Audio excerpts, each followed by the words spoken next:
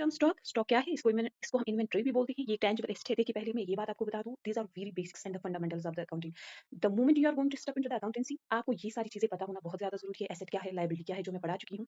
Go through the videos and also do subscribe my channel.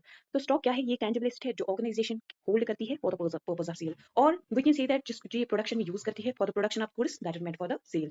ये तीन तरीके की होती है। One is stock, inventory of the goods, दूसरा work in progress, third is stock और inventory of the raw material. Raw material क्या होता है? जिससे प्रोडक्ट बनता है। For example, if we take the example of the shirt, shirt क्या पहले से ही बनी होती है? नहीं। If you took the cloth, वो उसका रॉ मटेरियल हो गया। Then comes to the shirt, this is the finished product. जो स्टॉक और इन्वेंटरी ऑफ गुड्स है, इसी को हम फिनिश्ड गुड्स भी बोलते हैं।